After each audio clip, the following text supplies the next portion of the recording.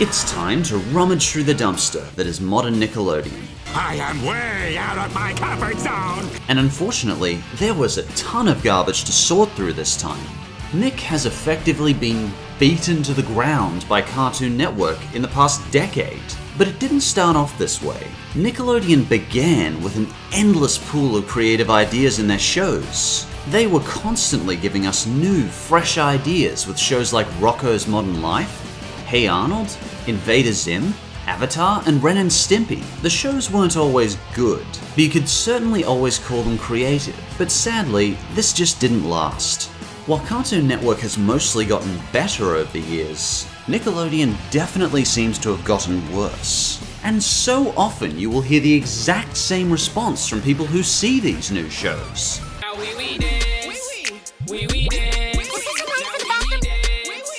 Just why? Eventually, this forced them into the corner they're in today. At this point, their ratings are so down the toilet that their channel now consists of 95% SpongeBob reruns. The reason for this? An endless cycle of cringingly bad tween sitcoms with some of the saddest jokes and acting performances in recorded human history. These shows are a spit in the face to every generation, no matter what age. They're dull, unrelatable, and each sitcom uses the same annoying 3-second track of canned laughter 200 times minimum per episode. Heard somebody needs a new mentor. So today, let's check out the top 10 worst Nickelodeon shows of all time. As always, if you do like these shows, that's great. It's just my silly personal opinion, and I'm well and truly out of the demographic for these shows, so take it with a pinch of salt. Anyway, on to the countdown. Number 10. Mr. Meaty. Imagine Jim Henson got drunk. I don't know how else to describe this gruesome, fugly disaster.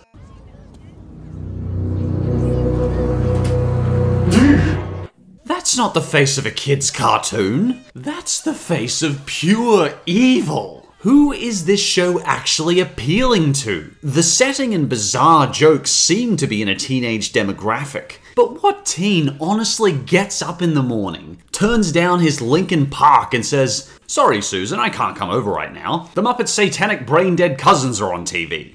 The original Muppets managed to look endearing, friendly, and remain heartwarming with their clever humor and powerful emotional moments. These misshapen horrors look like they mixed Fraggle Rock and David Lynch in a blender. I don't know why, but they just decided to do all the puppet voices with the same two guys. That was the most amazing party ever. Everyone loved it. Credit where credit's due though. It was unlike anything else on Nickelodeon at the time, and some of these jokes are okay. At least it was trying to be original, so it gets a high place on the list. And for number 9, Planet Sheen. I often wondered what Jar Jar Binks went on to do after single-handedly eviscerating the Star Wars franchise. I think he went on to voice this show. Where's the bathroom in this place? I gotta go serious bad. I'm talking end of the movie, just finished the mega side soda, but don't want to miss the... Oh boy, this is the main character, isn't it? I personally wasn't a big fan of the Jimmy Neutron series, but I could see the appeal to the show. It had clever settings, and it had its share of good jokes. But the brilliant team at Nickelodeon decided the most annoying character in the show needed a spin-off. Each episode is pretty much just one long 23-minute joke. The joke being that Sheen is stupid. If this was an even remotely endearing character that didn't sound like Jar Jar Binks on helium, this might work for one episode. And the writers were really proud of these jokes too. In the official trailer, they even halt all the music and build up for this one incredible joke.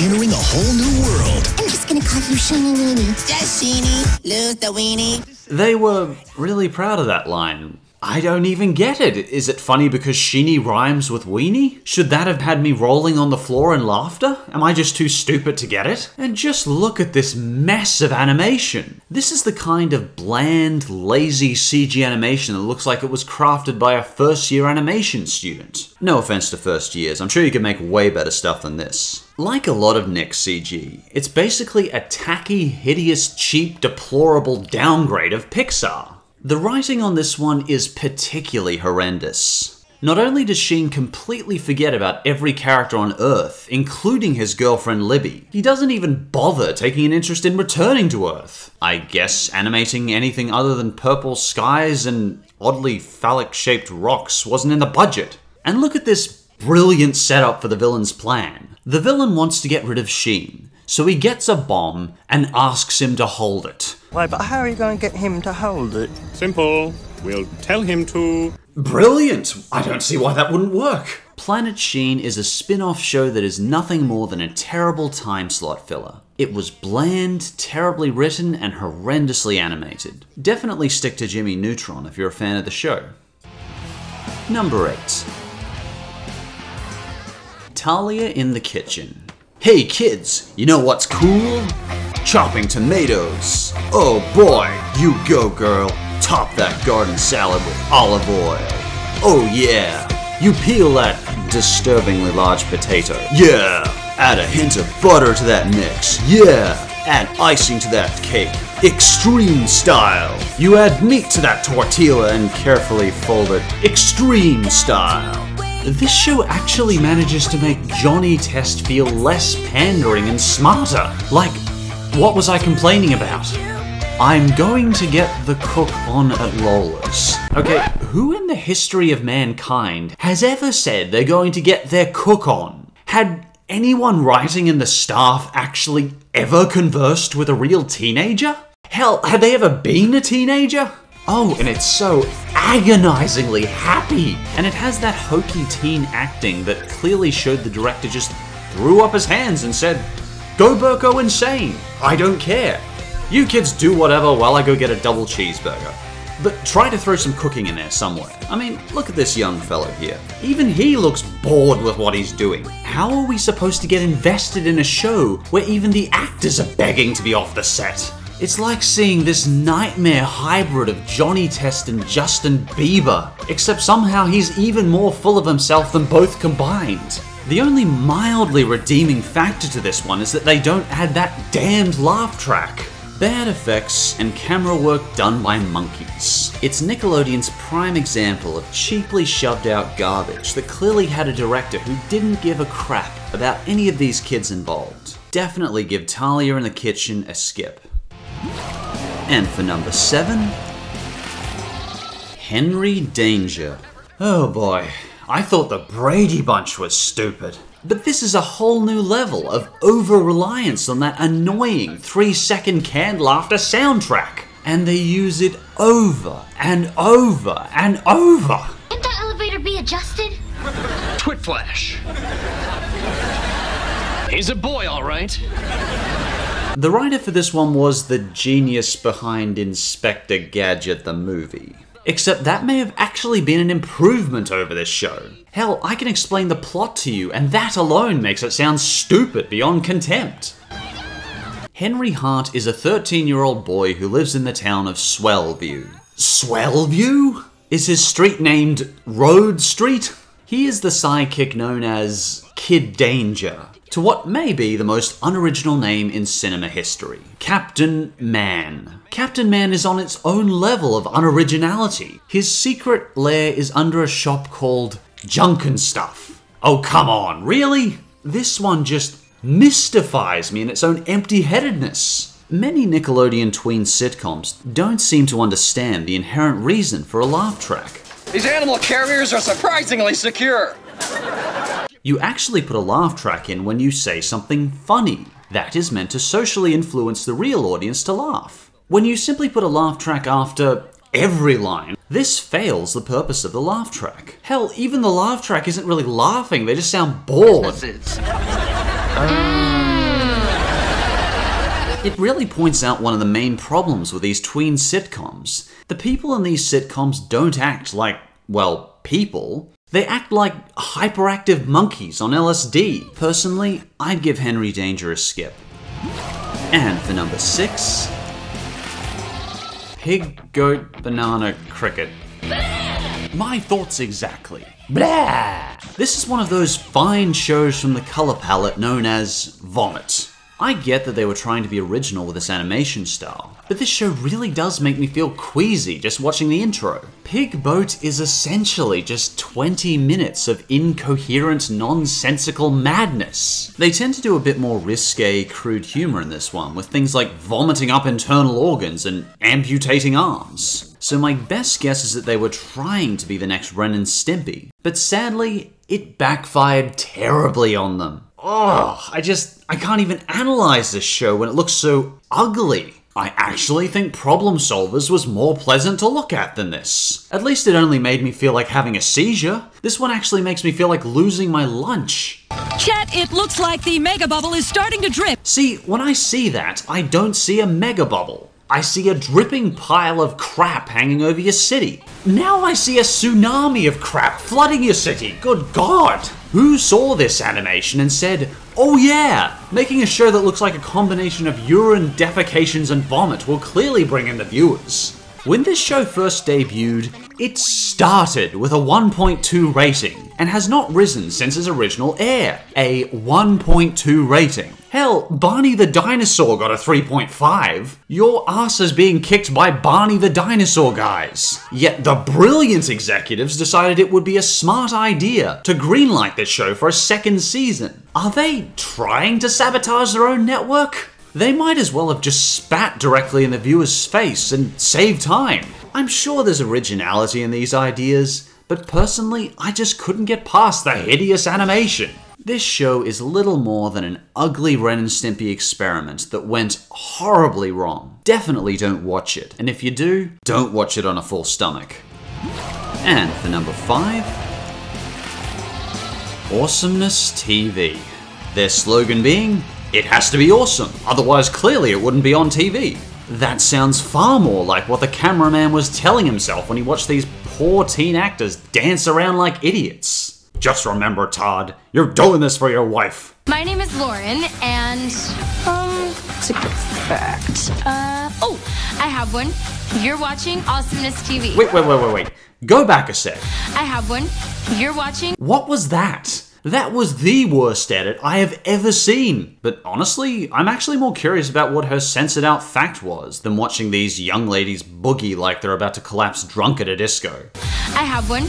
My career is going down the toilet. We start with what is perhaps the dumbest opening line I have heard in, well, admittedly the past 5 minutes, but it's still stupid. My boyfriend's the best because he buys me chocolates every single day. No way, my boyfriend's the Oh best. boy. Surely women don't actually talk like this, do they? I mean, maybe the buck-toothed lady who lives in a trailer down the road named Bertha talks like this, but I don't think the majority of teen girls talk like this. Oh, sorry, I didn't know we were back. She's got chocolate on her face, therefore this is worth not 1, but 2 laugh tracks. Just some selfies. I'm sorry, 3 laugh tracks. Did I get it? Truly, we are at the peak of sophistication in humor now. How about now? No, 5 laugh tracks. She spilled some food. It's not that funny. Imagine if you were at the table and every single person at the table erupted in laughter when you spilled something.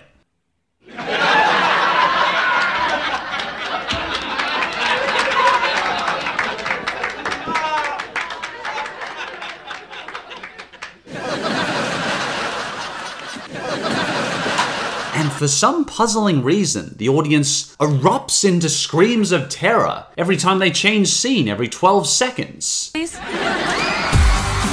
Help from this next girl. Seriously, they sound like they're screaming for their life. Are they setting fire to an audience every time they change sets? Okay, Bill, sketch is over. Light 'em up.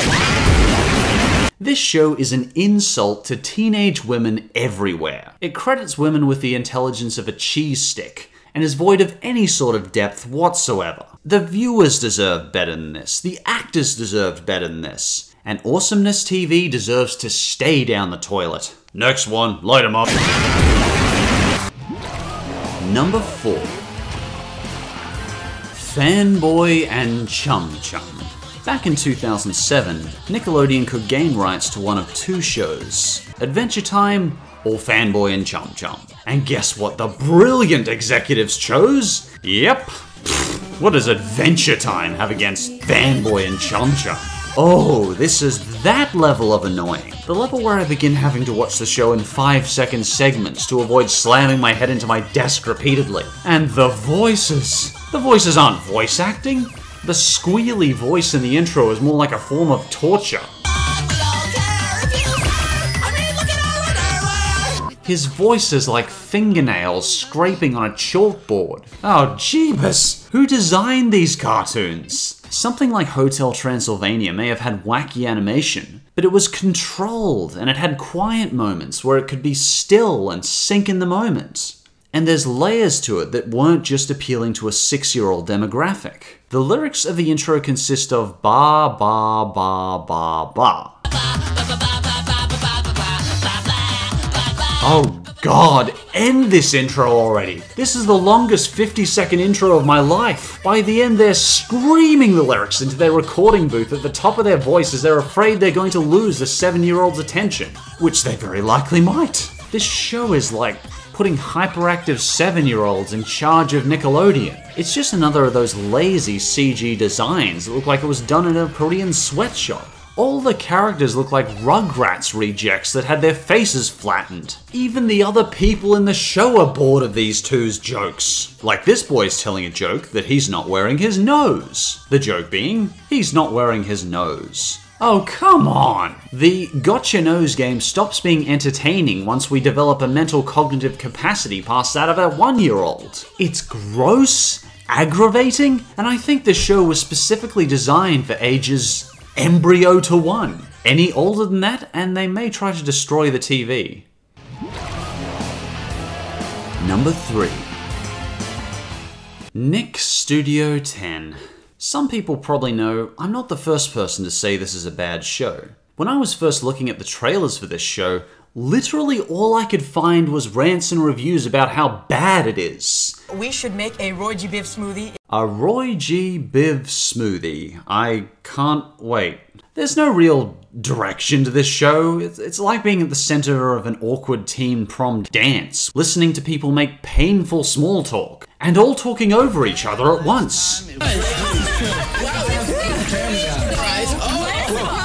I'm not sure I can even put this on the list because it's not really a show. A show would indicate some sort of coherent plot, lines, and jokes for that matter. This is essentially just teens shouting awkwardly over each other because they know they're on camera, while desperately trying to figure out a way to entertain the audience. And when they attempt to do coherent jokes, it is biblically horrendous.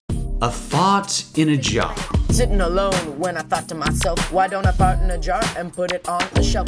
Took the top off the jar and put it up to my butt. A song with teens badly rapping about farts to a fart soundtrack. I don't mean it just sounds bad, it is literally a fart soundtrack with teens badly rapping over the top. What, armpit noises too highbrow? We had to go with farts? Even the poor teen actors look like they're in pain reciting these bad fart lines. It is the steps to putting your fart in a jar so you can smell it later. So you would need to have the intelligence and forethought to put a fart into a jar, cap it, and let it sit for a week so someone with equal intelligence can plan to open it in a week. It's like waiting to watch this abysmal rap in a week. It feels like waiting for a kick in the nads. Either one is going to leave me crippled on the floor at how unpleasant it was. In the end though, there was just so much hatred for Nick Studio 10. It interrupted other Nick shows, it was obnoxious every second, it had horrible skits, and the effects actually made other Nick sitcoms look good in comparison. That is so good. Oh, you didn't like it? It tastes like what you see at like an amusement park on the floor. We call it vomit, my dear Jeanette, and I think you've given an excellent analogy of this show. And honestly, you just gave the best line delivery of this entire show. So I salute you, and I really hope this one doesn't go on your resume. And for number 2, Breadwinners. Fanboy and Chum Chum's intro is bad, but jeebus, I just can't get past Breadwinners' intro. Hell, Breadwinners in general. Every single moment of this show is obnoxious, loud, filled with butts, farts and mindless hyperactivity. I have talked about this one in my worst cartoons list though, so I'll try and keep it brief. Honestly, most of the tweeny Nickelodeon sitcoms just sort of mix together into this horrendously acted cesspool of zero creation, effort, or direction. But none of them managed to come even close to the aggravation known as breadwinners. I discovered while researching this show that, like Cartoon Network's #1, it was imported from YouTube. As much as I respect the independent artists coming up with original ideas from YouTube, why do networks keep importing crap off YouTube? Big baby buzz, destroyer! Oh, this show is a close second to Cartoon Network's worst. A very close second. Breadwinners was so much of a joke, in fact, that the original YouTube creator thought it was a joke when Nickelodeon was contacting him. Wait, seriously? You guys actually want to make an animated series out of this thing? I just made it to troll some commenters, you know. Oh, okay, yeah, sure. With all the money being thrown into Nickelodeon right now, they continue to throw their money into these two badly animated flash ducks that spend most of the episode shaking their butts at the audience. But we ditched those biker ducks! Just why? The more I learn about this show, the more horrendous in every shape and form it becomes. In an episode I recently discovered, the ducks essentially say to their 4 to 6 year old fan base that drugging your date is okay. One of the ducks spikes the drink of a female duck in order to get her to fall in love with him. Jenny quackles to eat this love loaf, and thus win her love fair and square. Now that's true love. Wow. And this time, there's no arguing, oh, it's for adults. I dare someone to try and make the argument that Breadwinners is for adults. The mindless hyperactivity with no direction whatsoever. The endless butt shaking. It manages to surpass them all. The constant movement and flashing colors. I'm surprised this show hasn't given kids seizures. I still think this is one of the worst cartoons of all time, and certainly one of the worst Nickelodeon shows. I will never recommend this show. I really thought Breadwinners was the worst, but once again, the nightmare resurfaced from my mind. Something even worse than Breadwinners. The worst bile Nickelodeon ever came up with. Fortunately, it was cancelled after one season due to absolutely bombing and being critically panned. But without further ado, let's check it out. And the #1 worst Nickelodeon show of all time is... Which means it's Fred Day, which means it's time for Fred the Show! Right now on Nick! Fred the Show. Oh boy, just wow. I always knew this would be #1. Ever since I saw the trailer. Nothing can top this. Of all the wonderful, creative, inspiring content on YouTube, Nickelodeon chose the most annoying channel they could find. It takes a special kind of obnoxious and stupidity to be this aggravating. To see him invade my TV, it was horrifying. It was actually what caused me to stop watching Nickelodeon altogether. You take all the combined crappiness of Nickelodeon tween sitcoms, mix that together, then add an obnoxious, arrogant guy with endless jump cuts and a voice-pitch synthesizer. Fred the Show is the ruling king over these sitcoms. It reigns supreme as the absolute worst sitcom I have ever seen.